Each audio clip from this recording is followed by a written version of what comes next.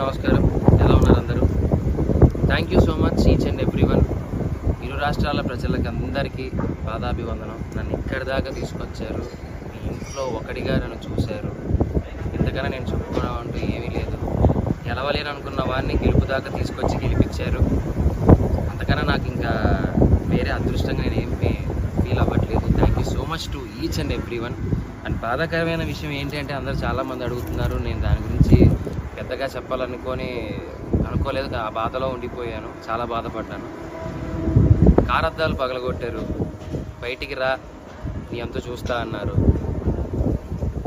నేను ఒక్కడనే ఉన్నప్పుడు మీ ఇష్టం వచ్చింది చేసుకోండి, నాకేం భయం లేదు, ఎవరికి భయపడాల్సిన అవసరం లేదు. కానీ మన ఇంట్లో కూడా ఒక అమ్మ ఉంటుంది, ఒక అక్క ఉంటుంది, ఒక చెల్లి ఉంటుంది, ఒక భార్య ఉంటుంది.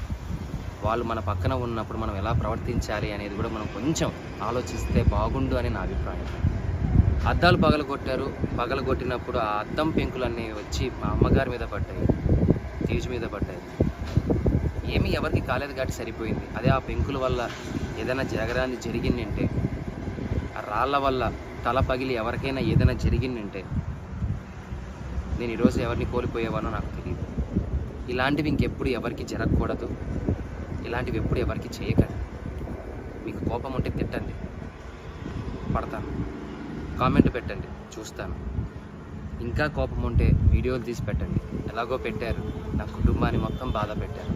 నేను ఏది పట్టించుకోవట్లేదు. ఎందుకు అంటే నేను నమ్ముకుంటే నా హీరో, నా గురువు మాస్ మహారాజా రవితేజ గారు. ఆయన వచ్చి నాకు అవకాశం ఇచ్చిన రోజు నేను గెలిచాను. నేను బయటికి వచ్చిందే ఆ గెలుపులో వచ్చాను. కానీ గెలిచి ఒక ఆనందంతో బయటికి వస్తాను అనుకున్న నన్ను, నా కుటుంబాన్ని రోడ్డు మీద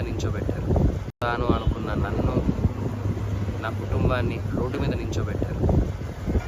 అది చాలా బాధ వేసింది. పర్లేదు,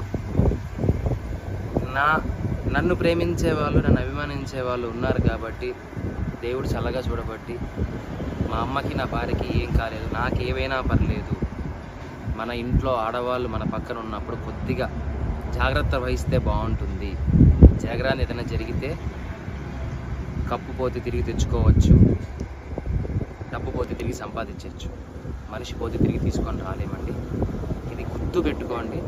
చాలా రిక్వెస్ట్గా అడుగుతున్నాను, దయచేసి ఇంకెప్పుడు ఇలా చేయకండి ఎవరి దగ్గర. Thank you so much. ఇప్పటికీ మీకు నా మీద ఏదైనా కోపం ఉంటే ఎక్కడ రమ్మంటారు చెప్పండి, వస్తాను, మీ ఇష్టం. కానీ ఎవ్వరికి ఇలా ఇంకెప్పుడు చేయకండి. I love you all. Thank you for each and everyone support చేస్తున్నందుకు. ఇంతకన్నా ఏం చెప్పలేదు. Thank you so much.